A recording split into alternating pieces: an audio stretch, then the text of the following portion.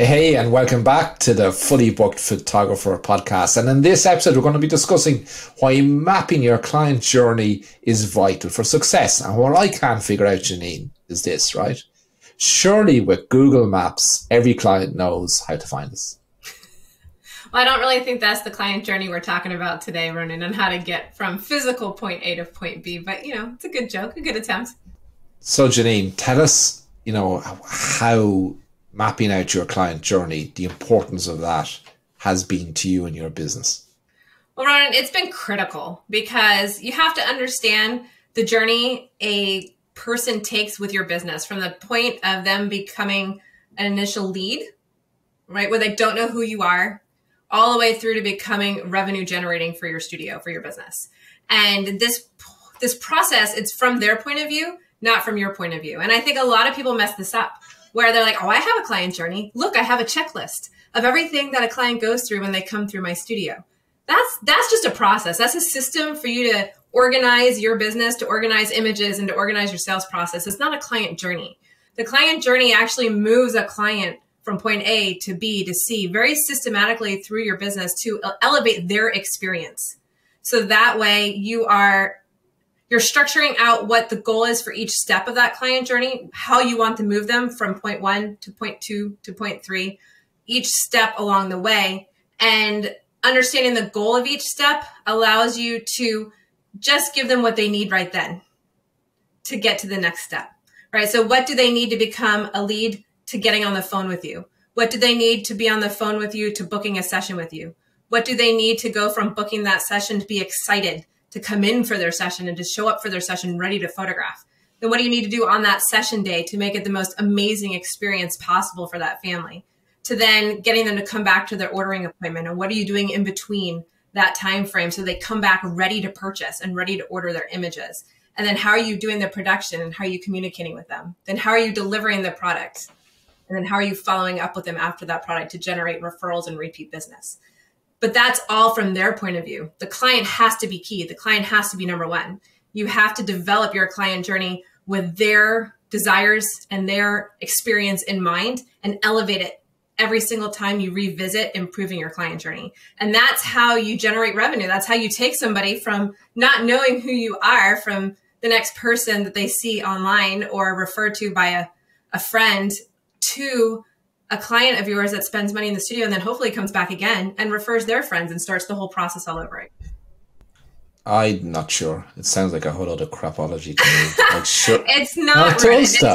It's critical, and I'll tell you why. So as you know, I'm a children's photographer, right? And so up until I met you guys and started doing most of my marketing online with all of the techniques that we learned and now teach to BSA members, I was basically waiting for referrals. I was waiting for the phone to ring, and I was waiting for my clients to either call me back or refer a friend for them to come in. I had a client journey back then, but even then, the critical nature of the client journey was so important. And I got a perfect story to kind of explain this to you guys.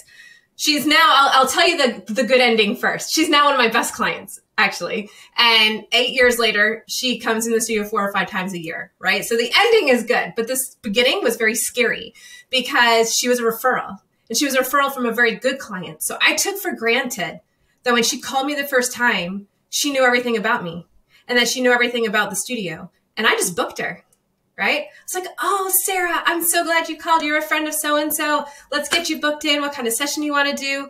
I didn't ask her the emotional questions. I didn't take her through that first part, that critical part of the client journey of understanding what was important to her and going over price ranges and getting a sense of the products that she might be interested in for her.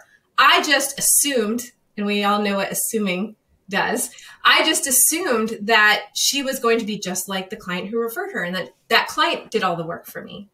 And so when she came in for her initial session, she was just overwhelmed. She was overwhelmed by the way the session worked. She was overwhelmed by the price. She was overwhelmed by everything. It was not a pleasant experience for her. And she didn't come back. She didn't come back to view her images. She didn't come back to order her images because she's like, I can't pay these prices. I can't pay this. I had no idea this is what my friend paid for you. This is crazy. This is a ripoff. I'm going to JCPenney's where I don't have to pay anything. And it was a disaster. And I was like, oh my gosh, what did I do wrong? Where did I go wrong? Like, she was a referral. Referrals should be gold. They should just do whatever their friend did. And it was my fault. There was a break in my client journey where I didn't do that excitement sequence with her. I didn't educate her. I didn't ask the questions of what was important to her. I didn't get her emotionally tied to the session because I made the assumption that she already was. And it was a critical mistake on my part. Now, thank the Lord that when she went to have this other session, it stopped. It was horrible. And she's like, you know what? I need to go back to Janine. I need to try this again. And she gave me another chance. And when she came back, you know what I did? I went right to the beginning of my client journey and I took her through all of those steps. And she was won over. She's now one. I mean, she gives me so many clients. She actually made a sign for my studio that talks about how much she loves us and the magic that we put on photos and things like that. But I almost lost her. And she is now, I mean, she's easily a 50,000 plus lifetime journey client and her kids are only 5. I have a lot more time to go with her. And because I almost lost her because I didn't understand how important the beginning of that client journey was, I almost lost that client. Hey, Jonathan and Brad, you know what this sounds like to me? Do you know what I visualize in my head? Because Janine's talking about goals and it has to follow a certain process. I have this image of a soccer match in my head, right? And the goalkeeper's holding the ball in his arm, right? And he's rolling it out to the defender to work it up through the pitch to score a goal. I can't get that image out of my head as Janine's talking about this. What do you guys think? Yeah, it's kind of like a phase of play, isn't it? You know, you have to, not really like a phase of play. No, it's more like the soccer analogy, I guess, where you see a lot of the times at this current moment in time, when the goalkeeper has the ball, they'll play out from the back. So he'll roll it to his defender and they build up their phase of play with, you know, slow passes and building momentum. And it kind of is similar with the client journey. You know, you have to start somewhere and you start with that first contact, Janine, and then you aim to bring them one step each time all the way through to referring clients like your best client now does. If you try and do everything at once, you know, it's never going to work. It's a step-by-step process in business. It is a step-by-step process. And that's what I was trying to get at, is that if you skip any of those steps, and I don't understand soccer, and that analogy goes right over my head because it means nothing. But I guess if you're trying to say you start here and you end up with a goal, then yes, the client journey would be the same, because if you properly move a lead or a client through the client journey, it will end up in a sale. It'll end up in a purchase. Brad, do you remember Wimbledon years ago, right? And they used to avoid the client journey for the soccer analogy. Do you remember the keeper used to belt the ball up in the air as far and hope somebody gets a head on it and score a goal? Do you remember that? I do, yeah. A lot of photographers, that approach is, isn't it? They try and go straight to the sale before they've even had the first conversation with the client. Yeah, you know, I see that quite often in marketing for photographers, is that they're going for sale on front end of funnel before even anybody knows who you are, what you can do for them, what pain points you can help alleviate for your clients, what designs can help move them towards. So the client journey is very important. And here's a wonderful football analogy for you, gents. I'm disappointed. Soccer. No, I didn't football. say soccer. You did say soccer. Did I? Yeah, it's on recording as well. I'm thinking of all of our American clients, you know, football they think is their version of rugby, you know, that game they try and play. That's the real version like rugby, of football. but not as the boring rugby. Yeah, boring rugby. No, football, where you kick the ball with your foot. But here's a wonderful football analogy for you that my dad said to me. This was 2020, 21. COVID, fun time. So the studio was closed and we were practicing. We were in the studio and we were practicing. We were practicing our customer journey, because the customer journey is from the moment you engage with your client all the way through to the end. You've got multiple touch points all along that, and you have to practice each of them. So we were practicing in the studio. We were practicing photographing to sell product, which is a part of our customer journey, because if we don't photograph, particularly to sell product, we're never going to sell product. So we were in the studio photographing for that. My dad called it practicing our set pieces. We were practicing our free kicks. Photographing in the studio, doing the same thing. It was a terrible time for me because they wanted to practice couple shoots, so I had to be shirtless in the studio. So I got dragged in for that, which I wasn't best pleased about. But it's what you do for your business, I suppose. But you practicing your set pieces and working on your client journey and practicing the parts that if you're adding something new into your client journey, you have to practice it. You have to know how that flows. You have to trial it on yourself or other people. And you have to practice it until it's second nature to you. Brad, how did you guys go about mapping it out though? Like, did you have to go to the local shop and buy, fold out paper and sort of get a compass and a protractor and map out the degrees? So it's funny, isn't it? Because a favourite quote of mine is you don't know what you don't know. So when I first started in the business, we had an idea of our client journey. Like I'm sure all of the listeners here, you know what your client journey is, even though if you've never even heard the word or you've never even mapped it out, you can't understand what your client journey is. And that's where we were in our business. We knew what to do with the clients. We knew what the stages were. We knew what critical information we had to pass on to the clients. That was never wrote out until years later. Until realistically, probably like 2016, 2017, when we really had that itemized out and we wrote that out and we understood that flow. And then we started to add things to it, and you keep designing it and you keep rewriting it. And I do write mine out on big pieces of paper to understand it because I'm very visual. And we've got a whiteboard in the studio in the back office that it will go on once it's complete and once it's done. A bit very similar to Janine. My office here is full of whiteboards. So my studio is the same because I want everybody on the team. And this is something really important about a customer journey is if you have a team, you want everybody to be saying the same thing at the same time along that journey. Because if somebody doesn't say something and you assumed that your team member has said it, then you've got a break in that customer journey that could cause you problems down the line.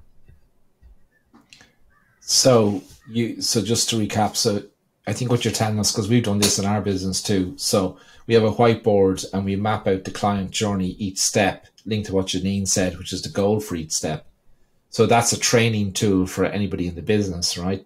But do you guys have a process of reviewing that, or when something goes wrong, do you have a look like Janine mentioned to say, so was it that the client journey was failing us here, or did we just skip a step? Oh, all the time. Whenever there's an issue, and a lot of the issues with clients are very minor things. Whenever something comes up and something may not have been communicated properly, it's like, okay, so did we do the step? Did we miss the step? Is there something we need to communicate better? Then you rework it until it's perfect. And ultimately, it's never going to be perfect. You're always going to keep tweaking it. And the more you know, the more it's going to change. But I suppose that's why it's called the client journey. Because it's a journey, both for your client and for you as a business owner to be able to get it right and deliver to your clients. So Janine, you run a really successful studio in Tampa, Florida, right? Children's Portrait, as you said. And you've got your team there. How does this work in your studio? So it is a living, breathing document in our studio, and it's actually a visual one. So in our production room, we have the client journey mapped out. We have the goal written down for each step, and we have the elements that have to be delivered to the client for each one. So for example, when someone books a first birthday session with us, here are the things that have to happen. We mail out a birthday card. It gets entered into the system. We make sure that we have a gift bag and a product catalog ready for their session, all these different things that have to happen. The phone calls that are going to have to be made. And a lot of that is automated in our system now, but there are certain things that manually have to be done by the team. So they have that checklist in a visual form of everything that has to happen and every step along the way. And then when something does go wrong, we had something go wrong today, actually, and so it's in my head. But we have a session on Saturday, and the client called today with this balloon arch that she wants us to design. We're like, we don't do balloon arches. We do 6 helium balloons in pretty colors to match your cake. And this is what we do. She's like, well, no, I want this custom balloon arch. If I need to reschedule so you have time to custom order this for me, I'll do that. And we're like, but that's, so we had to talk to her about what actually comes with the session. And if she wants something different, what would have to change. But then I sat down and talked with my team, like, where did we go wrong? What went wrong? When she booked her session, how was it not communicated properly? What comes with the session? What doesn't come with the session? What has to be included? What we design, what we don't design, things like that, so that her expectations were not disappointed, right? In her mind, this is what she was getting, which is not what we were providing. And so somewhere in that consultation phone call with her, we missed a step. Something wasn't properly communicated because her expectations were different than our deliverable. And so, yeah, every time something goes wrong, we have a little team meeting, and it's all right. And it's always us. We never assume it's never the client. And I think photographers make the mistake all the time. Oh, it was a bad lead. It was a bad client. It was a bad this. It was a bad that. And they're blaming the client for something that they did wrong. Whereas we have the mindset, if something goes wrong, it's our problem. We have to fix it. We broke something along the way. Something didn't get done, or we need to tweak what we're saying because expectations aren't being met. And so it refocuses you on not whose job it is, but where the focus should be on not blame, but on correction.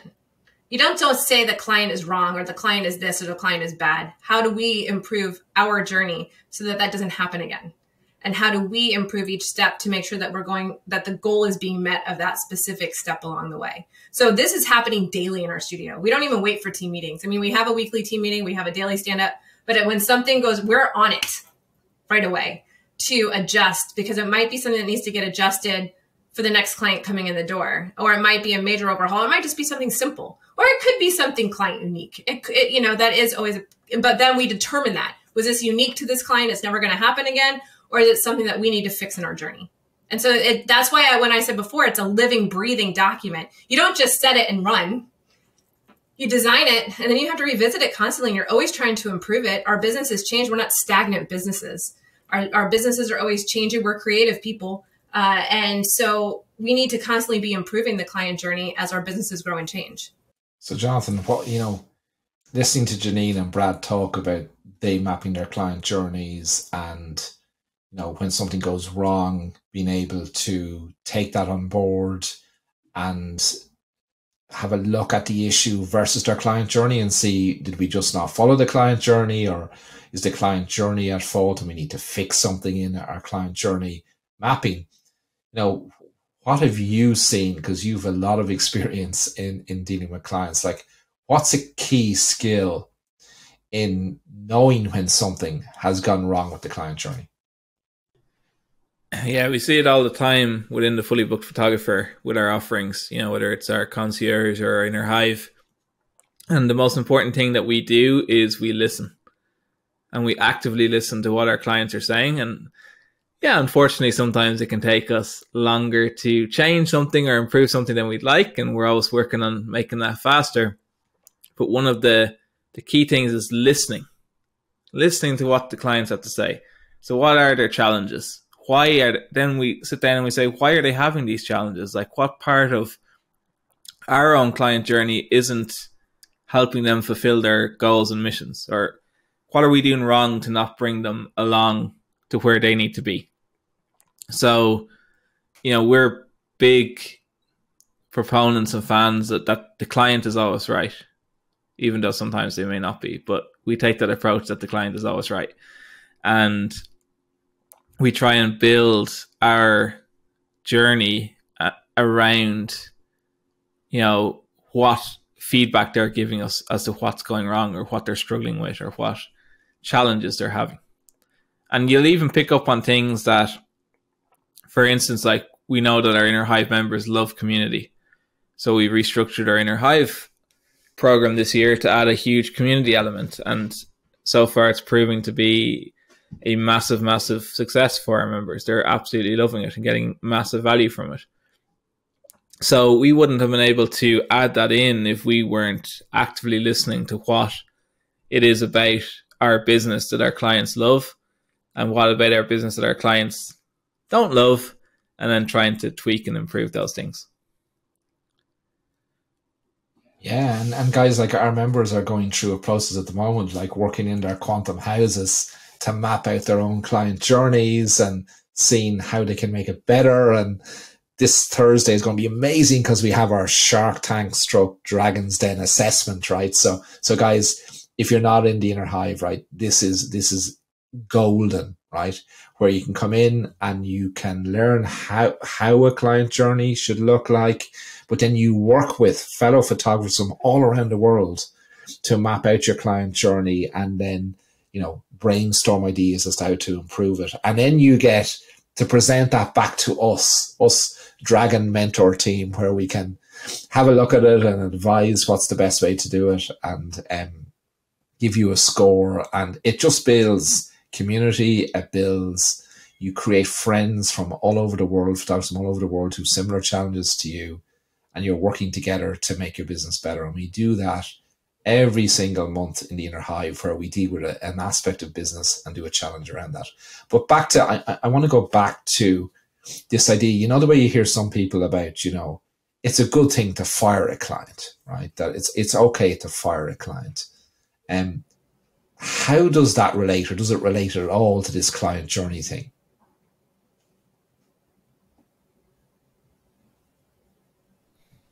Thought-provoking. Everyone's been stunned into silence by this question. It's interesting, and I'm thinking of a good response, because I hate the word firing a client. But I know what you're saying. Like, is there ever a case where the client is not the right fit for your studio?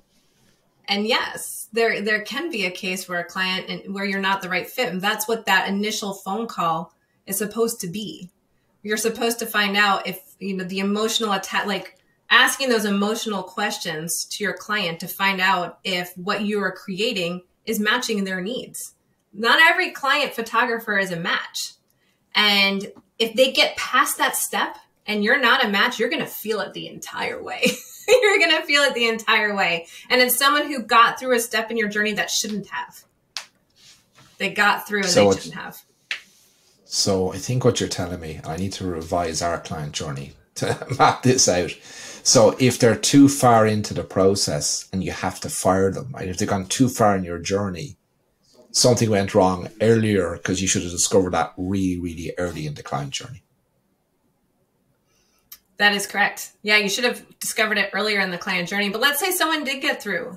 We've had it happen. Everybody has it happen. They get through that initial phone call process and they're in the session and you know they're not your client. You know it. You can feel it in your bones. I am photographing somebody that is not my client. They are not going to buy anything. They are not connecting with these photographs. But you know what? And this is where I put on a different hat. And I think that as photographers, as creatives, as memory makers, this is something we have to put on our hat. At this point, we may still be a business owner, but we are experience makers for our clients. And I will give that person the most unbelievable experience of their life, even if I know they might not spend a dime. Because that's what we're here to do. We're here to create those memories. And you might be wrong, first of all, by the way. Your gut instinct might be wrong. Or once they see the extremely memorable experience you create for them and their family, they're going to buy something anyways. They might get to that next step in the process. And while they were the wrong client to begin with, you won them over with the entire experience. You never know. But we have to provide that experience, because you know what happens if you don't? If you should have fired that client, they get to your experience and you give them a bad experience. Well, that's even worse, because now it's going to end up all over social media and they're going to like bad mouth who you are. And, oh, I went in and the experience was horrible. Then this and this and this and this and that. It's not worth that. Photograph that client like they're the king, that this is the most amazing experience, that they're there for memories of their children, their family, whatever it is that they're there for. It's important. They've taken the time to be in your studio.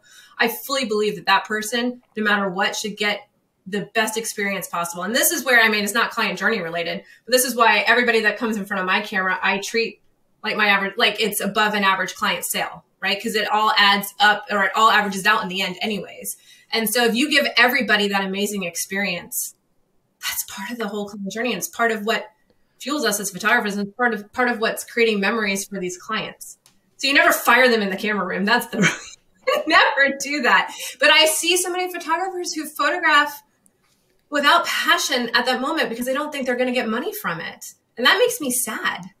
It makes me so sad, because you never know. Like that mom, it could be her last dime that she spent to come bring her baby in for a photograph. And if you don't create the most magical experience for them, you're almost robbing them of that experience from the other end. And so if you don't fire them on the phone, don't fire them later. I have a story to tell you. So my initial mentor when I entered business was my dad, right? Because I was working for my dad, right? And we were selling printed products, right? And I was all wanting to sell the glossy color brochure, right? Because that was the thing in the early 90s, right? Or late 90s, before the websites were even a thing, right? And then I used to say, that client just wants a business card, you know. Couldn't be bothered, like, what's the point, you know? No, Ronan, he said. The business card today leads to the coloured brochure tomorrow. And I think that's what you're saying, Janine, you know, about you just never know what's going to happen or when it's going to happen for you. You're right. You never do. You know, someone might not have money today, but they might in a year, and they'll remember how you treated them. They'll remember how you treated them and how you treated their children, especially. And they can come back if they have the money in the future. Absolutely. And that's what they say. People don't remember what you said. They remember how you made them feel. That's all they remember. How did you make them feel? So Brad, how do you guys, like, when that happens to you, how do you guys, when you're in that design consultation in the sales room, they're viewing the images and you know it's not going well and it's probably not going to be a sale, how do you hide your disappointment? How does your team hide that disappointment when they know that it's not going to be a sale? It's interesting, isn't it? Because I've never had to see them hide the disappointment, because I've been brought up in a studio that's, with my parents' mentality, is just next. Is that it's okay that if we had a client in that we somehow failed in that client journey and ended into a zero sale, that's fine. That's part of business, that's expected. And it's on to the next thing, so it's not a disappointment. Because it isn't a disappointment, really. It's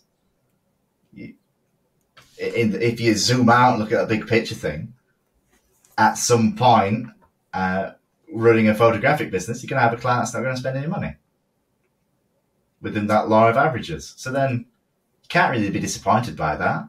You have to accept it. If you're disappointed by it and you try and hide that disappointment, then that's going to impact your mood too negatively.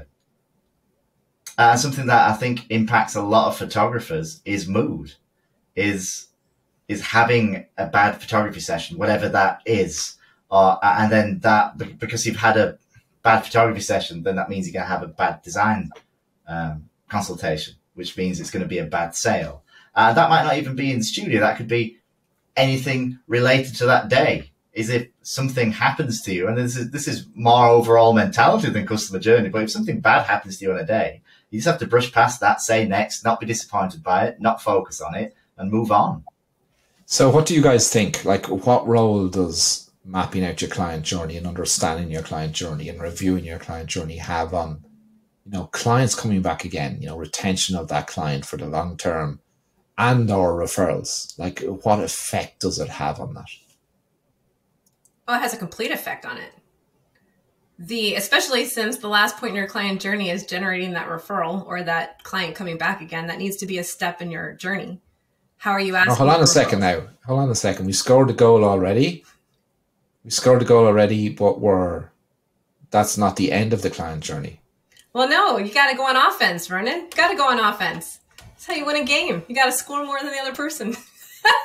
So yeah, you scored one goal, you got to score another. Otherwise, you know, you're just sitting there hoping that your defense holds up. So yeah, no, you got to keep going. And the last step in that client journey is that process of how do you educate them to come back for another session? How do you ask them for a referral? How are you thanking them? Big part of that, right? How are you thanking them? So there are several steps at the very end. The end is not delivering the product. The end is not delivering the product. There's another step after that, and that's where this comes in. And so understanding the entire journey it's crucial to generating repeat business and referral business. And of course, repeat business and referrals are key to becoming a fully booked photographer, right? So you've got to, guys, map out your client journey, you know, that everyone if you work for yourself, you still have to map it out, right? So that you can review how you're progressing against that client journey, how you need to change it as you go forward. So if you guys would love to learn more about how to map out that client journey, visit thefullybookphotographer.com, apply to be an Inner Hive member, and we will help you along that journey. In fact, Ronan, we have an entire course on it for our Inner Hive members. Yes, we do. Yes, we do, among everything else. And every aspect of each step of your client journey, we help you with an Inner Hive to make that absolutely perfect. So stay safe, stay healthy, everybody. I really enjoyed the conversation today. I loved the soccer. Oh, sorry, Brad. Football analogy. And I love the way Janine managed to bring that American football sort of excuse for a good, decent rugby game into the conversation as well. Did I really bring that in? I don't know. So on that note, we'll see you all again soon. We'll see you in the next episode. Bye for now. See you later. Ciao. Bye, guys.